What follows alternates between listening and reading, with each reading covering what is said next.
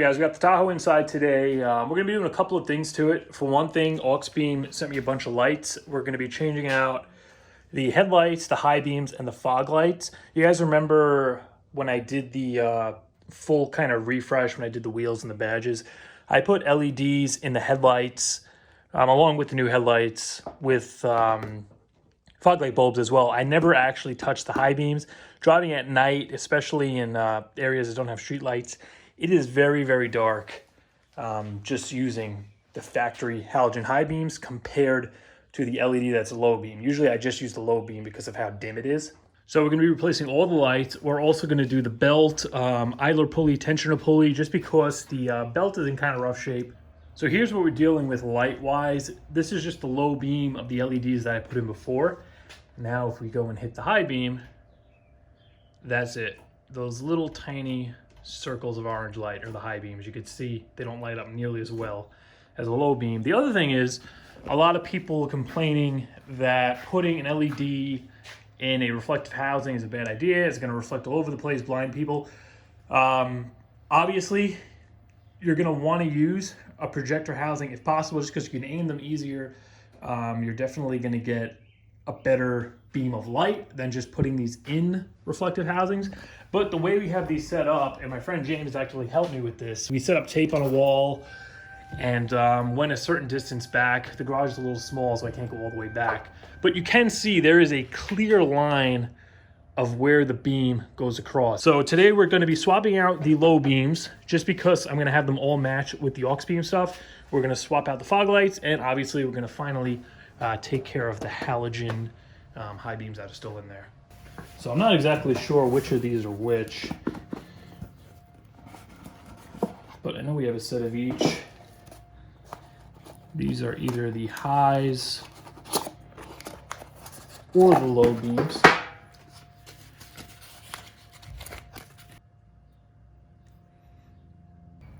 I believe these are the fog lights. And then we have these. All right, so one's a 905 and one's a 906. I just gotta look up which one's the high beam because they look pretty much the same.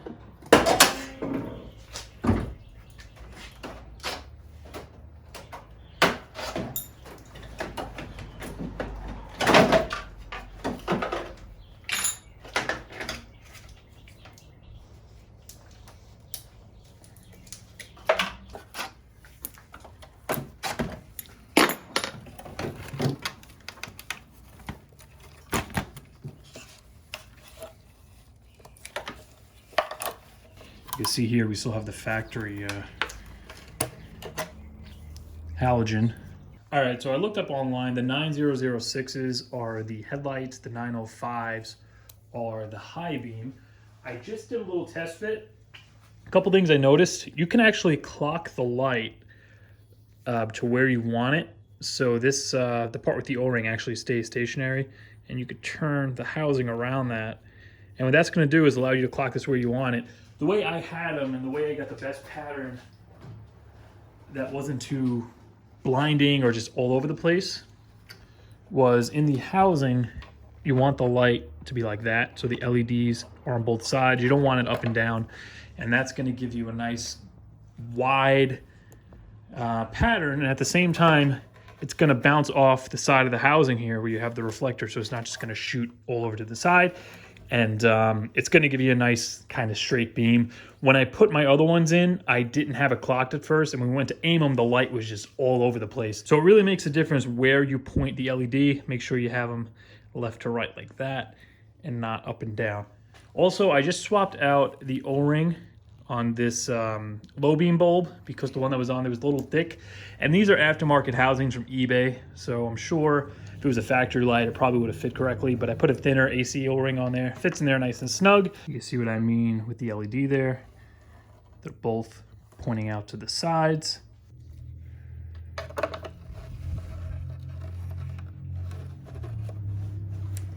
Snug fit. And that's aiming where it needs to go.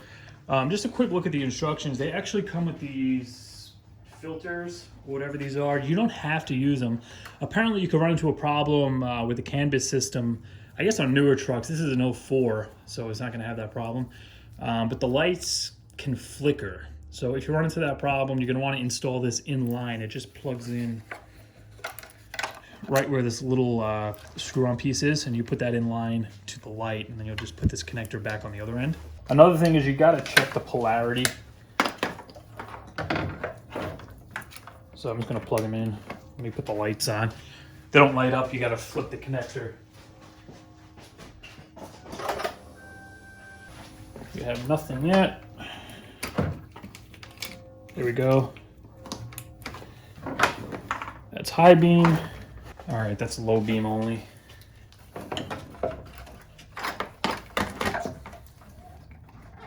Just like that.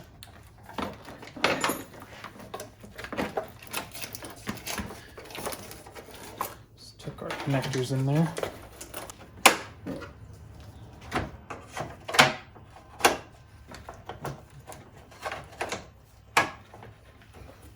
And you can see with our aim now, just by clocking those the same way I had the other bulbs.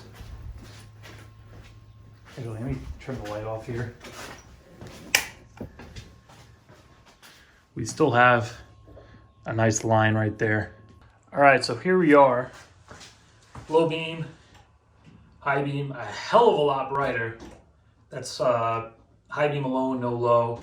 That's if you flash it. All right, guys, so I just crawled underneath to put the fog light bulbs in. Unfortunately, the ones that I got from Aux Beam do not fit. They are the correct size. It's an 880, 881. The problem is the housings are too big. And I ran into this problem when I initially bought fog light bulbs for this thing off of Amazon. The ones that are actually in there, it's an 880, I believe, but you can see it's this kind of slim mini design. And that allows the light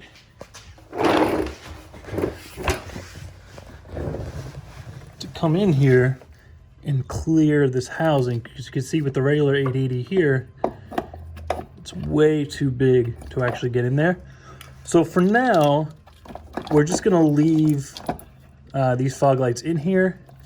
And then when Aux Beam has the mini size available, I'll just be able to pop under there and swap the fogs out. But as for the headlights, I'm super happy with finally having a friggin' bright high beam bulb. These things have been, well, I've been running the halogen for so friggin' long. So yeah, if you guys want to pick up a set of these guys, I'm gonna put a link to the high beam and the low beam down in the description. That's these two part numbers here. 9005 is the high beam, 9006 is the low beam.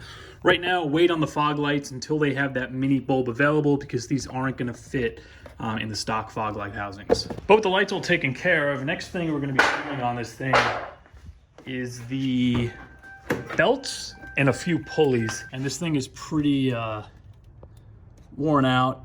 It has some cracking going on. It's probably all dry rotted. And just for extra insurance, I'm going to be changing the pulley for the tensioner, the idler, and then the idler pulley for the air conditioning, along with the air conditioning belt. And taking a closer look at this part number, that is a GM part number there. So that means one of two things. Either this is the original belt from 04, which I wouldn't be surprised because I have seen that before, or this thing was just maintained at a dealer, and that probably explains why it's in such good condition for the mileage it has. It was probably meticulously maintained and kept up on the maintenance pretty good. So here are all the parts I'm using. Belt, main belt part number, AC belt, main idler pulley, main tensioner pulley, main idler pulley, and then the AC tensioner pulley. I'm not sure if this belt's going to fit yet, because there are two options for either, I think, a 105 or a 145 alternator. They gave me the one that's most common, which I think is the 105, so hopefully this is going to fit. Otherwise, I got to go swap the belt out. But I guess we'll start by just pulling the snorkel here, going to the airbox for a little extra room.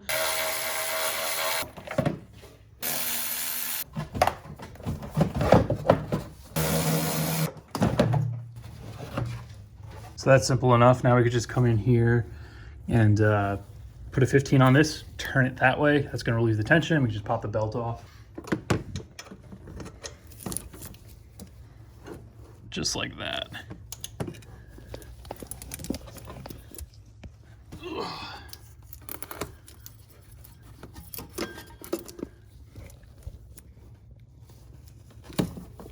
You got to be careful because when you do this, a lot of times you kind of get caught in a spot when the wrench comes back and the tension relieves. You kind of get the ratchet stuck on there.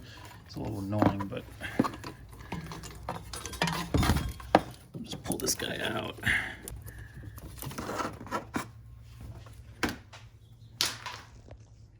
All right, quick little check of our pulleys here. Might as well check our alternator.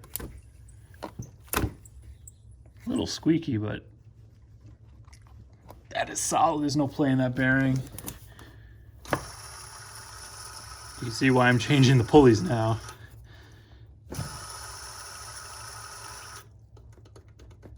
This is why I always buy pulleys when I do belt jobs nowadays.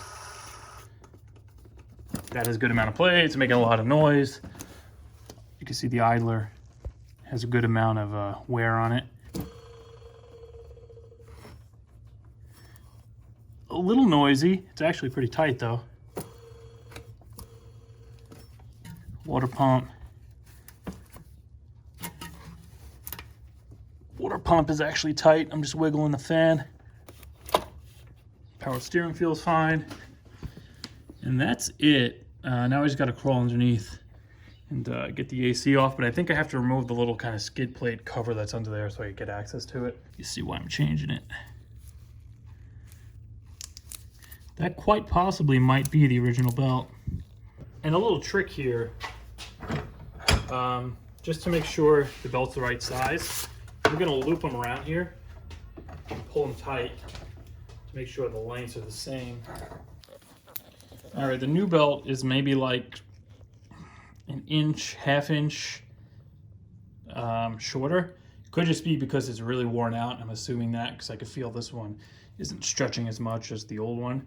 So we might be all right. So with that front plastic skid plate off, that just kind of covers up over here. I'm able to get to the AC tensioner. So the same deal like the top. Let's just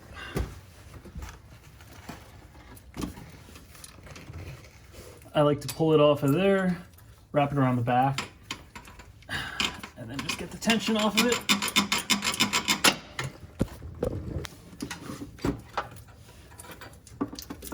Sorry, seat up.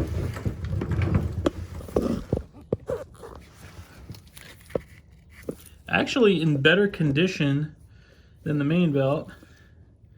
Doesn't have any cracks in it. Then you already know. Oh yeah. There's a lot of play in that too. You can hear that.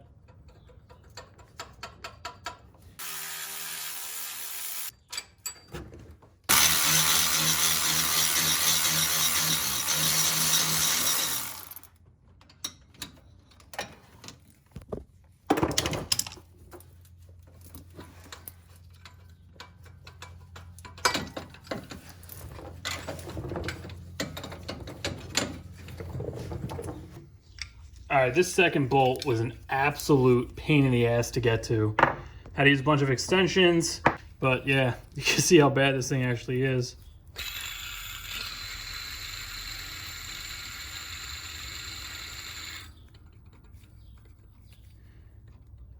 You can see there's nothing actually wrong with the tensioning mechanism itself. But I mean, if you're going to the work to pull this out, honestly, you might as well just throw a whole new one of these in there, because that one other bolt is kind of a bitch to get to. But simply, this is just held on with a 10mm.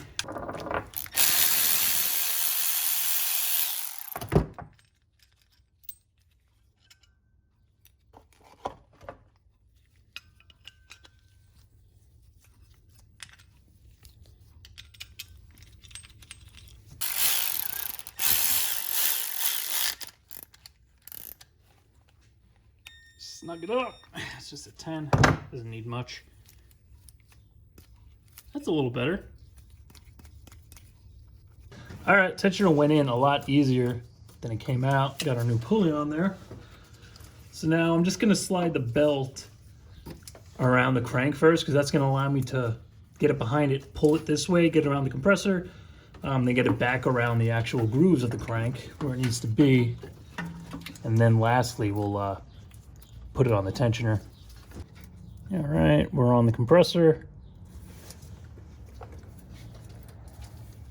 So now we're going to pull that slack kind of down below the tensioner pulley. Get it over the crank. Just like that.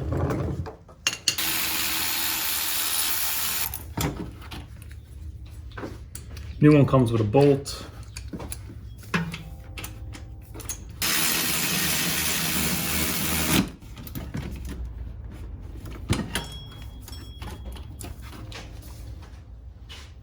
Tensioner can be a little bit tricky because the spring on it, obviously, when you go to turn it, it's going to want to actually turn the whole tensioner.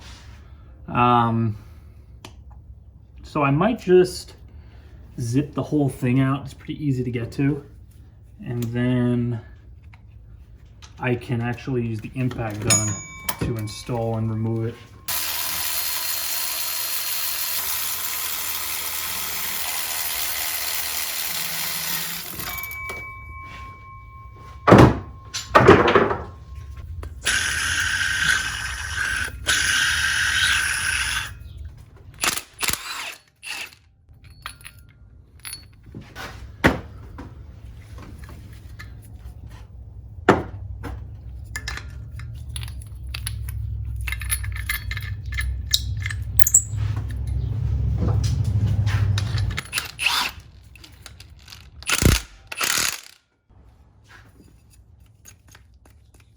A little bit better.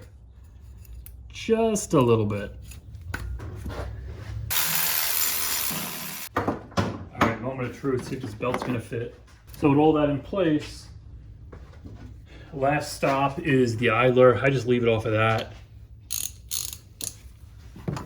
We'll come in, move the tensioner.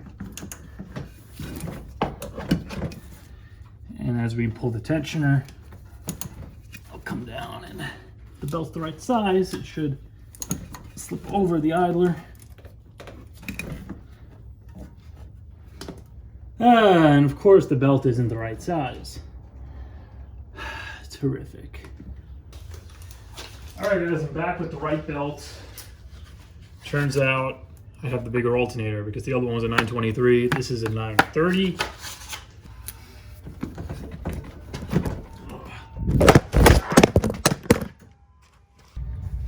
All right,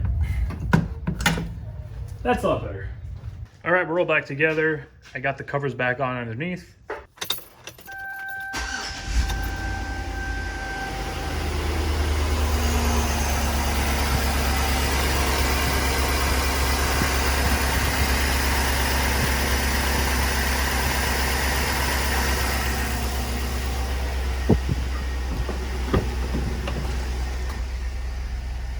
That's what we're fixing next.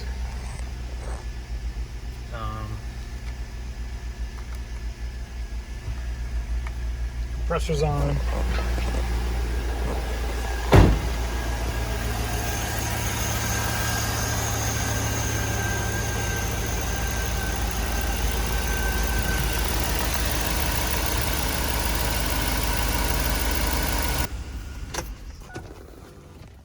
All right, last thing I want to fix today is this stupid thing. Now, ever since I bought this thing, you fill it up with washer fluid, it all just leaks out. And somebody actually wrote leaks on this thing, so it's probably been this way for a while. Basically, we're going to be replacing the two pumps because I already troubleshooted this, and the leak is coming out of one of these guys. It actually split. It's just pouring out of that when you fill it up. I don't know if it's the front sprayer or the back, so I'm going to replace both of them. And I tried to just kind of jerry-rig this thing when I first got it. And I put some of that like quick steel putty over the pump there, but it did absolutely nothing. It leaks the exact same amount. So if I can't pull it down from the top, I guess I'll pull the battery out and we'll just pull the whole tank out. Fun fact, I don't actually have a battery hold now. It didn't come with one, and I never actually got one. I know I should. I know I need to. That's something I think I'm going to try to pull next junkyard run.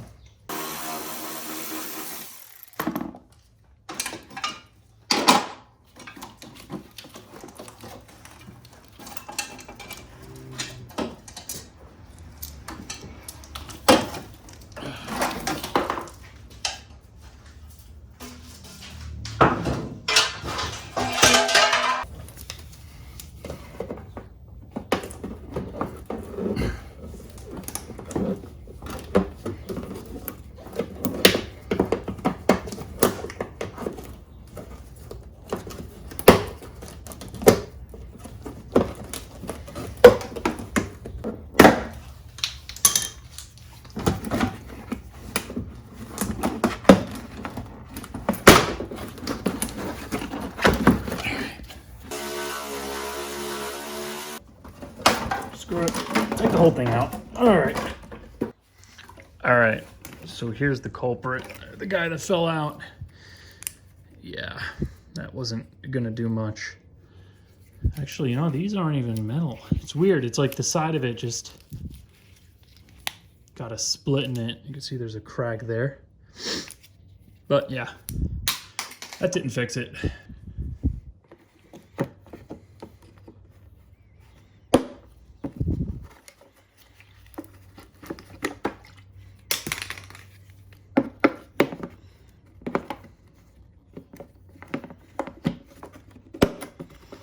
Now back in. So unfortunately, this is all the washer fluid I have. So I'm gonna dump this in here to test the pumps. If it'll even pick that much up, but the leak should be fixed. Oh, that is great. At least worse than ever. Haha. All right. So I guess when I was pulling this stupid thing out, I cracked that hose right there. I guess I got to just pull the battery and I could get to that. I'll put a piece of rubber on there. I don't think I have a piece of hose that'll fit over that. But yeah, I'm just going to cut it, put a piece of hose over it. But for now, that's close enough for me. That pretty much wraps up all the repairs that this thing needed aside from the diff. I've had these washer pumps sitting around since last summer. I never got a chance to do it. The belt I've been meaning to do for a while. I'm glad that's finally taken care of because that AC pulley looked like it was about to just break off. So the last thing kind of maintenance-wise or repair-wise that needs to be done to this thing is the front diff. I have the bearing kit for it. I just got to pull it down, do it. I'll probably do the oil pan gasket while I'm under there. And after that, it's just going to be Trans Am videos from there on out. I'm going to pull that thing apart, interior-wise, T-top-wise, and really jump into that thing. So you'll probably see one more video on this doing the diff. We're probably going to hit the junkyard a few more times as well, throwing in between. But yeah, then it's going to be full Trans Am time. And along the way, obviously, the Camaro is going to be getting tuned. So for now, that's going to do it for this one, guys. If you want to go check out these headlights, pick them up for your Tahoe, the high beams, the low beams. I'm going to put the link to AuxBeam site down in the description, as well as the parts I use for the belt, the pulley, and the washer pumps. Also, if you want to go check out the little Milwaukee wrench I used and other repairs I did on this thing, I'm going to put a playlist or a link to it right below the video. But once again, it's going to do it for this one, guys. See you in a few days.